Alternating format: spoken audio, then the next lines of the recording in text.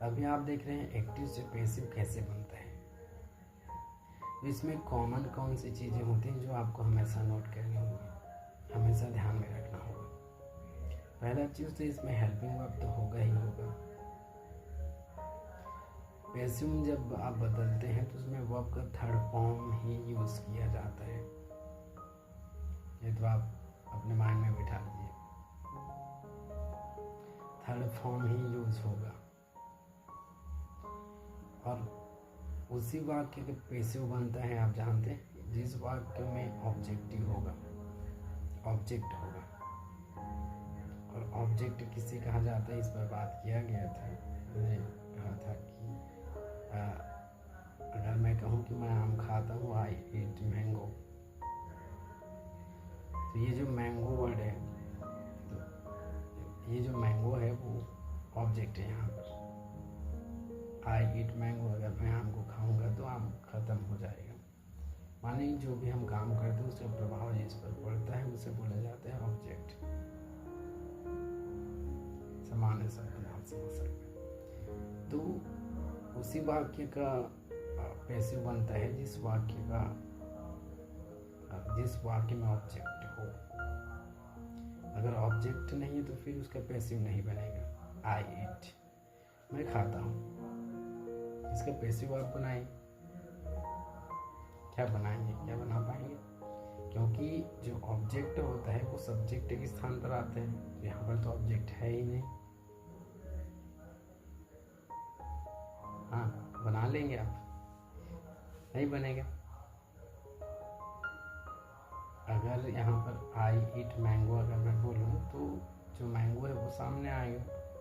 Mango is A mango is eaten by me। तो ये कुछ बातें हैं जो आपको हमेशा नोट करनी है एक्टिव से पैसिव बनाते समय।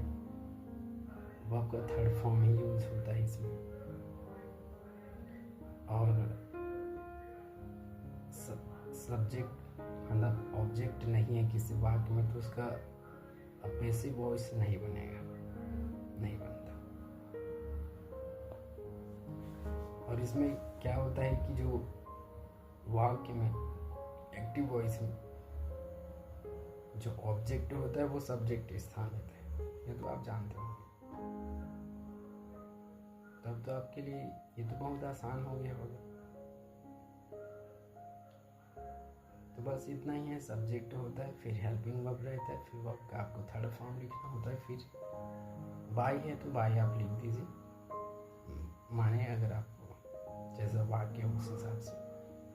अन्यथा जरूरी नहीं कि बाई लिखेंगे ही तभी पैसिव वॉइस बनेगा,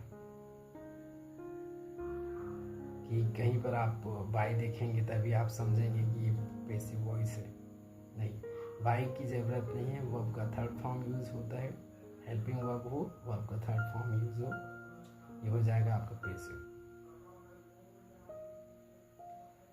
तो ये स्ट्रक्चर है कि प्रेजेंट इंडेफिनिट का सिंपल प्रेजेंट आप जिसे बोलते हैं, और जिसे आपने देखा भी है, वीडियो अपलोड किया गया, वहाँ पर आपने देखा होगा कि पैसिव वॉइस सिंपल प्रेजेंट का कैसे बनता है। तो इसमें कॉमन है सब्जेक्ट लिखिए, वर्ब का सब्जेक्ट लिखिए, हेल्पिंग वर्ब लिखिए, फिर वर्ब का थर्ड फॉर्म लिखिए, फिर बाय लिखिए, फिर सब्जेक्ट वो लास्ट में लिख देते हैं। आई का हो जाता है मी, यू का हो जाता है यू, और दे का हो जाता है देम, ही का हो जाता है हिम, सी का हो जाता है हर। ये तो आप जानते होंगे, नहीं जानते तो कोई दिक्कत नहीं है, बस देखते रहिए, सीख जाइएगा। तो बस यही तो पैसिव वॉइस है। तो बस देखते रहिए। हर ये सब चीज़ें बहुत आपको आसान लगेगा और आसान है भी, और मुझे लगता है ये सब चीज़ें आपको आती होंगी, और नहीं आता तो कोई दिक्कत नहीं है, ज़रूर देखिए। और मुझे लगता है आप ज़रूर समझ पाएंगे अगर आप नहीं समझते हैं तो। और हाँ, अगर आप ये सब चीज़ें समझते हैं तो यहाँ पर अपना टाइम वेस्ट मत कीजिए, आप आगे बढ़िए। चलिए, हम तो अब बात करने वाले हैं एक्टिव और पैसिव वॉइस पर। हमने प्रेजेंट सिंपल का हमने देखा था पैसिव वॉइस कैसे बनते हैं। तो चलिए आपके लिए एक प्रश्न है।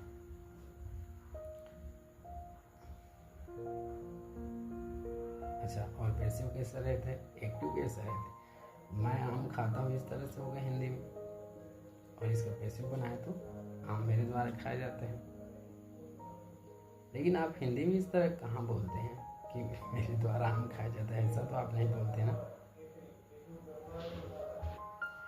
तो यहाँ पर वाक्य का मीनिंग एक ही आप रख सकते हैं हिंदी में, पर थोड़ा सा इसमें कहा जाता है कि जब आप पैसिव बनाते हैं तो आप मैंगो, जैसे कि अगर मैं बोलूँ कि आई ईट मैंगो, मैं आम खाता हूँ, तो इसी को अगर मैं पैसिव में बोलूँ a mango is eaten by me, तो यहाँ पर मैं फोकस कहाँ पर देना चाहता हूँ, आपका ध्यान में कहाँ पर ज़्यादा लाना चाहता हूँ, वो है mango. Mango is eaten by me.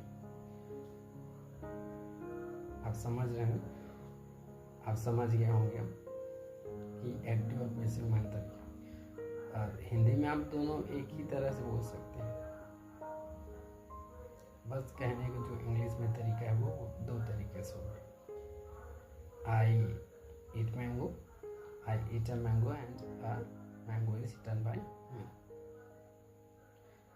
तो इस तरह से दो तरीके से कहने का आप एक तरीका है ये इन वाक्यों को, जैसे आप पैसिव और एक्टिव वॉइस कहते हैं।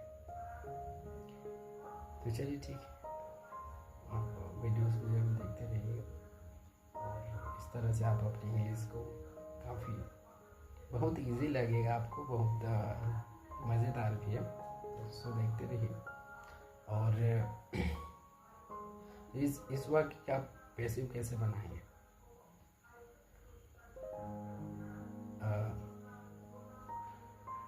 मैं उसे बताता हूँ। इसका इंग्लिश क्या होगा, आई टेल हिम, इस तरह से होगा।